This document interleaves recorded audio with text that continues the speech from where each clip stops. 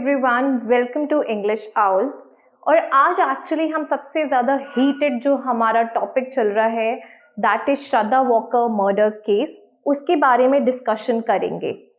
Actually अगर हम ये इन्फर आउट करते हैं फ्रॉम दी सर्कमस्टेंशियल एविडेंस जो हमें मिल रहे हैं, तो ये बहुत ज़्यादा इन्फर आउट करना कि क्या आफ्ताब सच में इंसेन पर्सन है, इज ही अ साइकोपैथ, या वो सच में ही एक मर्डरर है।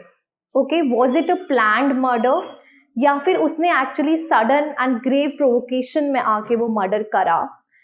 And let's just discuss few things about the case that it is making it very complicated. चलो इस केस की स्टार्टिंग करते हैं। So this was the girl actually Shraddha Walker which was killed, and this is the chats actually that is going on the net which was making us feel कि जो श्रद्धा walker थी वो बहुत ज़्यादा एक टॉक्सिक रिलेशनशिप में थी अपने बॉयफ्रेंड के साथ में, and she always wanted to walk out of it. Just because this is a sui generis case right now, तो हम एक्चुअली ये चीज़ नहीं इन्फर आउट कर सकते हैं कि क्या सही है, क्या गलत है, क्या सच है, क्या सच नहीं है। बहुत ही एक जनरलाइजेशन के साथ में, और जो हमारे सर्कमस्टेंशियल एविडेंसेस है उनके बेसिस पे हम देखते हैं कि क्या स्टेटमेंट्स जो है वो आ रहे हैं। ओके, तो फैक्ट्स ऑफ द केसेस क्या है हम सबको ही पता होगा, क्योंकि हम सभी इस न्यूज़ को बहुत ज़्यादा विजिलेंटली देख रहे हैं, and it is very important also. Y?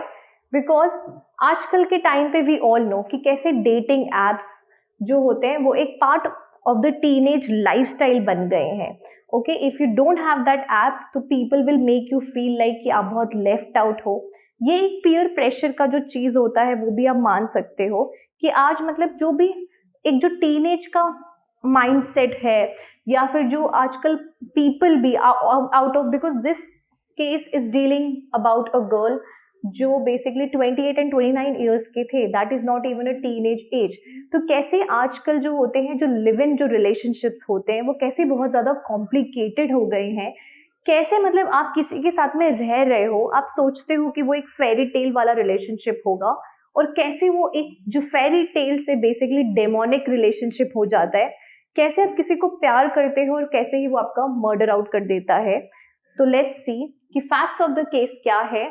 हमें भी पता है आफ्ताब एंड जो श्रद्धा है वो डेट कर रहे थे एक दूसरे को 2019 से, and while some of the friends have said they met on a dating app. ठीक है, वो दोनों एक्चुअली एक दूसरे को एक डेटिंग ऐप है बम्बल, उसके थ्रू मिले थे, एंड देन दे डिसाइड, उन्होंने डिसाइड करा एक काम करते हैं, हम एक्चुअली एक जो लिविंग रिलेशनशिप है उसको स्टार्ट कर देते हैं। ठीक है, एंड धीरे धीरे करके उनकी जो रिलेशनशिप में बहुत ज़्यादा हीटेड आर्ग्यूमेंट्स होने लग गई, बहुत ज़्यादा क्वारल्स एंड क्योर्स हो गए।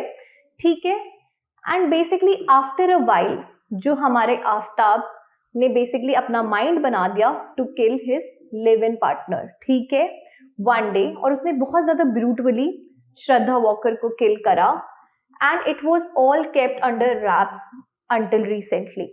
मतलब ये मर्डर जो था बेसिकली ये 6 महीने पहले हो गया, एंड ये इन न्यूज़ तब आया जब श्रद्धा वॉकर के फादर ने एक कंप्लेन जो थी वो रजिस्टर करी। तब से एक्चुअली इस केस पे पुलिस ने एंड ऑल ने इन्वेस्टिगेशन करना चालू करा। नहीं तो इससे पहले तो हमें पता ही नहीं था कि क्या हो रहा था, और हमारे पीछे जो हमारे बैकग्राउंड में जो चीज़ अभी तक क्या चल रही थी। ठीक है, तो जब ये केस इन फ्रंट आया, जब करा, तो बेसिकली पुलिस ने अपनी थोड़ी सी इन्वेस्टिगेशन एंड ऑल करना चालू करी। तो उससे एक्चुअली हमें क्या पता चला कि पुलिस को बेसिकली आफ्ताब पे कैसे डाउट हुआ। ठीक है, जस्ट बिकॉज हमें भी पता है हमारे इंडिया में एक लॉ सिस्टम है। ठीक है, आप किसी को बस ऐसे ही अरेस्ट नहीं कर सकते हो, और आप किसी के बस ऐसे ही सिर्फ डाउट नहीं लगा सकते हो कि okay fine you are the culprit man. Okay, उसके लिए आपको सबसे पहले क्या करना पड़ेगा, आपको कुछ प्रूफ इन्फर आउट करने पड़ेंगे, कलेक्ट करने पड़ेंगे, और कुछ सर्कमस्टेंशियल एविडेंसेस आपको देने पड़ेंगे। और इस केस में एक्चुअली कोई डायरेक्ट एविडेंस है नहीं, अभी तक कोई आई विटनेस है नहीं, तो इसीलिए जो हम टर्म जो है वो सर्कमस्टेंशियल एविडेंसेस जो है टर्म वो हम बोल रहे हैं, और हम आगे देखेंगे भी बेसिकली वो होता क्या है। तो पुलिस को एक्चुअली कैसे डाउट होने लगा आफ्ताब पे कि ही इज द वन और he could be the one पहली बात तो उसकी मतलब श्रद्धा वॉकर के इंस्टाग्राम चैट से, ठीक है। तो आफ्ताब जो था वो एक्चुअली श्रद्धा वॉकर के फोन से जो उसके फ्रेंड्स लोग थे उनको मैसेज आउट करता था, और जब पुलिस ने उससे पूछा और सबने उससे पूछा कि वेयर इज श्रद्धा, तो उसने सिंपली ये चीज बोला कि वो तो कब का वॉकआउट कर चुकी है, अब हम लोग साथ में नहीं रहते। बट जब पुलिस ने ट्रेस आउट करा चैट का लोकेशन, जो इंस्टाग्राम की श्रद्धा की चैट का location, the phone is not yet recovered, ठीक है, बस फोन रिकॉर्ड्स के थ्रू हमें पता चल रहा है लोकेशन। तो इसमें ये पता चला कि बेसिकली जो इंस्टाग्राम चैट जो थी लास्ट 22 मई को, वो जो लोकेशन थी वो आफ्ताब के घर की ही लोकेशन थी जहां पे ये लोग लिव इन में रह रहे थे। ओके, तो अगर वो वॉकआउट कर रही होती तो जो लोकेशन था वो एक्चुअली यहाँ का कैसे आता। ओके, एंड सेकंड, जो मनी ट्रांसफर्ड हुआ था, ठीक है, मनी वॉज ट्रांसफर्ड जो श्रद्धा वॉकर के अकाउंट से आफ्ताब को, ठीक है, एंड वो जो मनी ट्रांसफर्ड हुए थे वो भी एक बहुत ज्यादा हमारे पास में प्रूफ है जो बता रहे हैं कि हाँ नहीं, मतलब अगर आप दोनों का वॉकिंग आउट सिचुएशन था, अगर आप साथ में नहीं रह रहे थे, तो हाउ इज इट पॉसिबल कि वो आपको पैसे भेज रही थी, ठीक है। एंड जब पुलिस ने इंटेरोगेशंस एंड ऑल करी तो ये भी देखा कि जो सारी चीजें थी श्रद्धा वॉकर की, that were in the room only, ठीक है। अगर कोई जना जाएगा तो वो एटलीस्ट अपने इसेंशियल्स तो लेके जाएगा या कुछ टाइम बाद में तो लेने आएगा, अगर इतने टाइम पहले ही अगर कोई जना वर्कआउट कर लेता है तो। बट वो भी जो सिनेरियो था वो नहीं था। ओके, एंड बेसिकली आफ्ताब से जब बहुत ज्यादा पूछा गया तो उसने ये कन्फेस करा, ठीक है।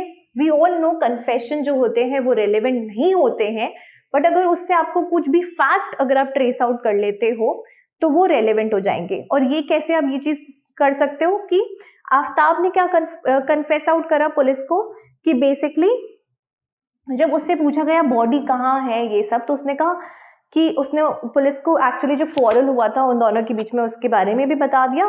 फिर उसको जब पूछा कि बॉडी कहाँ है, तो ये बेसिकली पुलिस को जंगल लेके गया और वहां से एक्चुअली जो कुछ बोन्स थी वो रिकवर्ड आउट हुई है। The body, the skull, that is not been recovered out, but जो बोन्स रिकवर्ड आउट हुई थी तो वो एक्चुअली हम बोल सकते हैं कि ये एक फैक्ट हो सकता है from the confession. Again stating, जो कन्फेशंस है can be retracted as it has happened, and जो कन्फेशन है वो सोली वैलिड नहीं रहते हैं, बट उनसे अगर कोई फैक्ट्स निकल के आया तो definitely that is going to be valid. Okay, so हमारे यहाँ पे हमें भी पता है कि आज इस केस में एक्चुअली सारी ट्रेसेस करना भी बहुत मुश्किल हो रहा है। क्यों? क्योंकि आफ्ताब ने एक्चुअली बहुत ज्यादा केमिकल्स यूज करे थे सारे जो फॉरेंसिक एविडेंस है उनको रिमूव करने के लिए, ठीक है। तो एंड ये जो इंसिडेंस है ये 6 महीने पहले हुआ है, ठीक है, और ये इसकी जो डिस्कवरी हुई है हमें कैसे पता चला है, हमें आफ्टर 6 मंथ्स पता चला है कि ऐसा भी कुछ हुआ था। तो यहाँ पे जो सारे जो एविडेंस आएंगे वो सारे सर्कमस्टेंशियल बेसिस पे आएंगे, प्योरली सर्कमस्टेंशियल होंगे। क्यों? Because we don't have any direct evidence and no direct statement witnessing the entire incident. तो हमारे पास में कोई है ही नहीं जो एक्चुअली हमें नरेट आउट कर सके या हमें बता सके, या कोई आई विटनेस हो ऑन द स्पॉट। तो ये जो लिंक्स ही है एक्चुअली ये मिसिंग है। तो हमारे पास में जो सब भी है वो क्या है, हमारा सर्कमस्टेंशियल एविडेंस, ठीक है। Whatever has been derived is purely circumstantial and there should be a link between the circumstantial evidence and analysis has to be taken place. और जो circumstantial evidence होता है उनको प्रूफ करने में इसीलिए प्रॉब्लम हो जाती है क्योंकि उसका हमेशा एक लिंक होना चाहिए। अगर उसमें कोई लिंक आउट मिसिंग होगा तो वो बेसिकली इनटू कंसिडरेशन या इनटू वैलिडेशन नहीं आते, ठीक है। तो अगर हम बात करें बहुत सारे जो फॉरेंसिक इन्वेस्टिगेटर्स हैं उनका इस केस पे क्या मानना है, ठीक है। तो उन्होंने ये बोला कि एक्चुअली अगर आफ्ताब ने यूज करे हैं केमिकल्स, बेसिकली सारी चीजें या जो जो चीजें थी उनको क्लीन करने के लिए, वाइप आउट करने के लिए, तो भी इट इज नॉट पॉसिबल कि 100% जो क्लीनिंग है वो हो पाए। जो 100% क्लीनिंग है वो पॉसिबल नहीं है। जो ट्रेसेस होंगे इन सर्विसेज, क्रीसेस और क्रैक्स, मतलब जो ये चीजें होंगी क्रैक्स और जो जो हमारी क्रीसेस होगी उस पे क्या होगा, थोड़े से जो ट्रेसेस होंगे वो बचे हुए होंगे। तो इसी के लिए there is this one test, that is luminol test, which gives blood patterns, would be an ideal investigation method to prove the quantity of blood which is there is in the inside of the house or the particular incident। ठीक है, तो जो हमारे forensic investigators है वो बोल रहे हैं इसमें आप एक्चुअली जो लुमिनॉल टेस्ट है उसको करके देखो, तो उससे एक्चुअली आपको जो ब्लड पैटर्न्स है उसके बारे में पता चलेगा। ठीक है, देन द वेपन्स यूज्ड, तो जो आफ्ताब ने एक्चुअली क्लेम करा कि उसने एक बहुत छोटा सा रेजर सॉ जो था वो यूज करा, वो actually that has not been discovered yet. Okay, but now we have एक 10 to 13% of the human remains और बोन्स, ठीक है, जो हमने एक्चुअली डिस्कवर आउट करा है टिल प्रेजेंट टाइम। तो उस चीज से हम क्या कर सकते हैं, हम उसे डीएनए एनालिसिस पे भेज सकते हैं, जो बेसिकली सेंड भी करा गया है, and those bone can be studied extensively. ठीक है, तो जो बोन्स है एक्चुअली उनकी भी हम जो है स्टडीज कर सकते हैं, और उससे हम डिराइव आउट कर सकते हैं क्या, कि जो बेसिकली जो that will leave traces which is a clean cut or saw cut will have its own individuality or impression towards the edge of the bone. Analyzing those bone, it can be related that the particular weapon that, ठीक है, तो जो ये weapon है actually जो analysis पे कैसे कि क्लीन कट है, सॉ कट है, कैसे है, तो ये जो सारे जो ट्रेसेस होंगे ना, ये उसके पास में अभी भी जो होंगे, जो ह्यूमन रिमेन्स में ये जो ट्रेसेस होंगे वो अभी भी होंगे। ठीक है, तो इससे हम क्या कर पाएंगे, हम एनालाइज कर पाएंगे कि जो ये वेपन के बारे में बात कर रहा है वो बेसिकली था या नहीं है। Okay, and fridge and the car, ठीक है, हमें भी पता है कि इट इज सेड कि उसने एक्चुअली फ्रिज में जो बॉडी के जो पार्ट्स थे वो रखे थे। तो same are foreign like are forensic investigators are saying कि ये जो पॉसिबल नहीं है कि अगर वो ब्लीचिंग पाउडर या वो वैक्यूम भी अगर क्लेंजर करता है तो वो एक 100% क्लीनिंग सोर्सेज नहीं है। ओके, कुछ कुछ जो ट्रेसेस होंगे, एलिमेंट्स ऑफ टिश्यूज जो होंगे वो बेसिकली क्रीजेस पे, corner of the fridge and car पे बेसिकली रहे ही होंगे, बिकॉज 100% ऑफ द क्लीनिंग जो है वो नॉट पॉसिबल है। अगर हम थोड़ा सा इसको हमारी लेटेस्ट टेक्नोलॉजी लगाएं, ठीक है, अगर हम हमारी लेटेस्ट टेक्नोलॉजीज लगाएं तो हम बेसिकली जो ये ब्लड ट्रेसेस है उसको हम निकाल पा सकते हैं, उसे हम जान पा सकते हैं, जो बेसिकली लेटेंट आइज के लिए नहीं पॉसिबल है। ठीक है, वो लेटेंट आइज के लिए that is not possible, with which that can be extracted, and subsequently there can be a number of evidence linking the entire crime can be correlated and thorough forensic। इन सब से ही हम actually जो हमारे evidences है वो निकाल सकते हैं हमारे फॉरेंसिक के थ्रू। वाई, बिकॉज हमारे पास ना कोई डायरेक्ट एविडेंस है, ना हमारे पास में कोई डायरेक्ट एविडेंस है, ना हमारे पास में कोई आई विटनेस है, then it is making the case very difficult. तो इन सारी चीजों से ये डीएनए टेस्टिंग, जो डीएनए एनालिसिस है और जो ल्यूमिनॉल टेस्ट है, इन सब की वजह से ही हम एक्चुअली हमारे जो एविडेंसेस है उनको कोरैबोरेट कर सकते हैं, एंड डेफिनेटली जो हमारे सारे एविडेंसेस होंगे उसको हमें कोरैबोरेट करना ही पड़ेगा। ठीक है, तो basically how is it becoming a challenge for the Delhi police. ठीक है, सबसे पहले हम इस चीज को अगर डिस्कस आउट करते हैं तो ये बेसिकली केस जो है एक सर्कमस्टेंशियल एविडेंस पे बेस्ड है। ठीक है, तो जो जॉब ऑफ द प्रोसिक्यूशन होती है ना वो बहुत ज्यादा हार्ड हो जाती है। ठीक है, बिकॉज अब इस केस को जो है वो बेसिकली उनको, because if the step of the case is based on 6 different circumstances. ठीक है, तो ये केसेस जो होगा वो हमारे जो डिफरेंट सर्कमस्टांसेस होगा उस पे बेस्ड आउट है, और अगर इन 6 सर्कमस्टांसेस से अगर एक भी फॉल आउट होता है फ्रॉम द कोर्ट, देन जो कोर्ट होगा वो ऑब्लाइज्ड होगा to admit it. So that's why this case is being very much, जो प्रोसिक्यूशन के लिए बहुत ज्यादा हार्ड अप हो रहा है। ओके, और जो बेसिकली डिफेंस है, ठीक है, is enable to take alternative, और जो डिफेंस लॉयर्स होंगे इनके वो बेसिकली बहुत ज्यादा जो हमारे डिफरेंट ऑल्टरनेटिव्स होंगे उनको बेसिकली डिस्कस आउट कर लेंगे। क्या कि बेसिकली जो लेडी थी उसने लेफ्ट आउट कर दिया, जो पर्सन है वो इनसेन है, और बेसिकली वो जो सैनिटी है, claim the benefit of law in terms of legal sanity. अगर हम इसमें एविडेंसेस को कोरैबोरेट नहीं कर पाते हैं तो that this case is going to be very difficult one, ठीक है। और जस्ट बिकॉज अगर हमें चाहिए कि हमें जस्टिस शुड बी सर्व, तो जो भी सारे लूप होल्स है और जो भी सारे गैप्स है उसको बहुत ज्यादा फिल्ड अप करना पड़ेगा, और इसके लिए बहुत ज्यादा थरो इन्वेस्टिगेशन होगी, वो पुलिस के लिए भी चाहिए होगी, और जो प्रोसिक्यूशन के जो लॉयर हैं उनके लिए भी ये बहुत ज्यादा चैलेंज्ड अप केस होगा, तो उनको भी बहुत ज्यादा वाइजली और बहुत कीनली इस केस को इन्वेस्टिगेट आउट करना पड़ेगा एंड प्रेजेंट आउट करना पड़ेगा, ठीक है। सो बेसिकली प्रोसिक्यूशंस के पास जो एविडेंसेस है वो पहला है द व्हीकल, जो वैक्यूम क्लीनर है। तो इनसे एक्चुअली एक जो ब्लू लाइट एग्जामिनेशन होती है जो इनविजिबल ब्लड स्टेन्स बता सकती है, तो उस चीज से अगर वो लोग करते हैं तो it will be very easy कि ये जो हमारे ब्लड स्टेन है जो लेटेन आई से नहीं दिख रहे हैं पर वो अंडर एग्जामिनेशन हमें दिख सकते हैं। और जो एक लास्ट थ्योरी होती है जिसपे हम बहुत ज्यादा रिलाई आउट करते हैं कि basically she was with you, you tell us कि क्या हुआ, where is she now, where did she went. तो जस्ट बिकॉज इस थ्योरी पर ही हमें एक्चुअली रिलाई आउट नहीं करना चाहिए है, और हमें दूसरे भी जो हमारे सर्कमस्टांसेस हो सकते हैं उस चीज पर भी फोकस आउट करना चाहिए, ठीक है।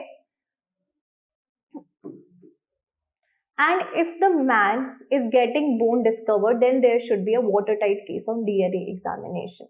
तो जो DNA examination है इस चीज पर भी इस केस में बहुत ज्यादा जो है वो फोकस आउट करना चाहिए, बिकॉज अभी हमारे पास में जो भी चीजें बच रही है वो इसी चीज पे बच रही है कि वो हमारे जो टेक्नोलॉजीज बेस्ड जो हमारी फॉरेंसिक जो रिपोर्ट होती है, DNA एनालिसिस है, जो हमारा लुमिनॉल टेस्ट हो गया, जो हमारा ब्लू लाइट एग्जामिनेशन हो गया, तो इसी के थ्रू हम हमारे जो एविडेंसेस होंगे उनको एक्चुअली कोरैबोरेट कर पाएंगे। सो एक्चुअली अगर हम बात करते हैं ये सेक्शन जो है इंडियन एविडेंस एक्ट का 27, that talks about how much of the information received from accused may be proved.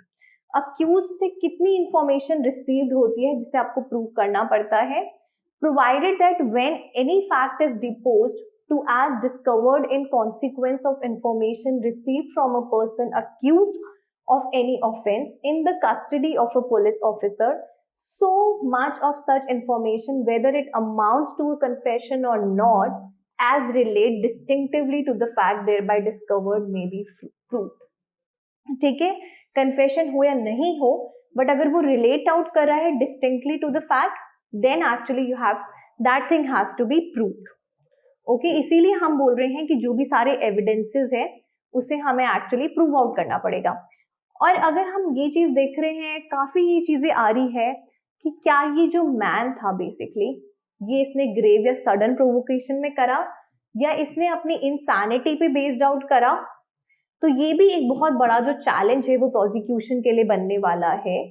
But we all know this also, like the things which are coming in the news and everything is कि just because after the murder he was watching Netflix and he was doing parties, and उसने actually जो Bumble का जो app था वो वापस से री इंस्टॉल कर दिया था, और जो दूसरी गर्ल्स भी थी एक्चुअली वो उसके फ्लैट पे विजिट कर रही थी। तो फिर इसीलिए हम देख सकते हैं ये जो case of grave and sudden provocation या इनसैनिटी पे बेस्ड अप नहीं हो सकता है। And sadly this is not the first time कि ऐसा केस जो है वो हो रहा है। रिसेंटली ओनली हमने देखा था MP में एक मैन ने actually he killed his girlfriend, और एक्चुअली उसने एक वीडियो भी पोस्ट करा with her dead body, okay, जिसमें उसने क्या बोला, जिसमें उसने ये बोला कि बेसिकली बेवफाई नहीं करने दो, don't be unfaithful inside the resort room with a woman lying in a pool of blood on the bed. मतलब this is such a heinous thing कि आप एक्चुअली किसी का मर्डर भी कर रहे हो, फिर आप एक वीडियो भी पोस्ट आउट कर रहे हो to show that you have done something good.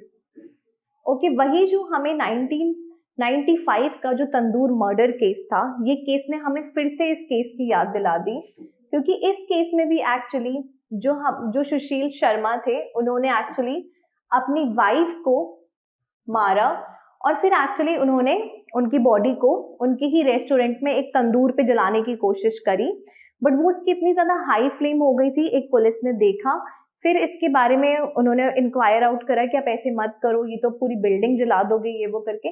Then he get to know कि नहीं, देयर इज समथिंग फिशी। और फिर उन्होंने फर्दर पता चला कि they were actually trying to burn that lady's body, and this is not the, and same has happened.